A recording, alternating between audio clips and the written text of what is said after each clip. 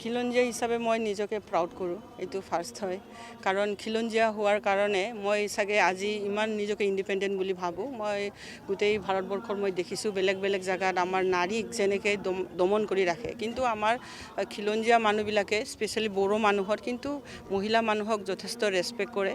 আৰু মহিলাই মানে ঘৰৰ কি বুলি কয় মেইন পিলাৰটো তেখেতে হয়। গতিকে ময়ো তেনেকুৱা বহুত ইণ্ডিপেণ্ডেণ্ট টাইপৰ মানে ইণ্ডিজিনাছ ছোৱালী মই, সেইকাৰণে মই ইণ্ডিজিনাছ হিচাপে মই নিজকে বহুত প্ৰাউড কৰোঁ। হয়, আমাৰ খিলঞ্জীয়াৰ এইটো দাবী আছিলে, বড়োবিলাকৰ দাবী, চব খিলঞ্জীয়াৰ দাবী। কিয় কাৰণে হয়? কাৰণ আমি চব ফালৰ পৰা বেলেগৰ পৰা অলপ বেলেগ, গতিকে বহুত সময়ত আমি নিজকে ডিছক্ৰিমিনেট ফিল কৰোঁ। আৰু সেইটো যদি নাই কৰিব লাগে, মেইন ষ্ট্ৰীমৰ যিবিলাক মানুহ আছে আমাক সমান চকুৰে চাব লাগিব।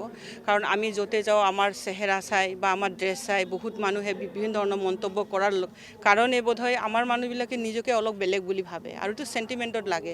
তেতিয়া মানুহবিলাকে ভাবে যদি আমাক মেইনলেণ্ডৰ মানুহ বুলিয়ে নাভাবে কেতিয়াও, তেতিয়া আমি কিয় আমি তেনেহ'লে বেলেগকৈ থাকিম, সেইটো কথা মনলৈ আহে। আৰু যেতিয়ালৈকে একচেপ্টেঞ্চটো বাঢ়িব গোটেই ভাৰতবৰ্ষত, যেতিয়ালৈকে নাবাঢ়ে তেতিয়ালৈকে সেই মনোভাৱটো থাকিব।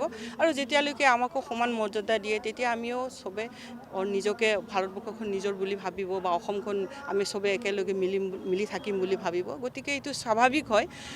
পলিটিকেল লিডাৰ হিচাপে মই ক'ব বিচাৰোঁ চবে মিলিজুলি থাকিব লাগে।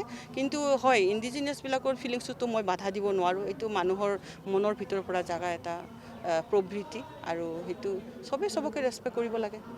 বড়ো ভাষা যিটো HCDৰ যিটো সংবিধানৰ যিটো স্বীকৃতিপ্ৰাপ্ত ভাষা দেখা গৈছে, চেঞ্চাছত কিন্তু বড়ো ভাষা কিন্তু ইয়াত ইনক্লুড কৰা নহ'ল।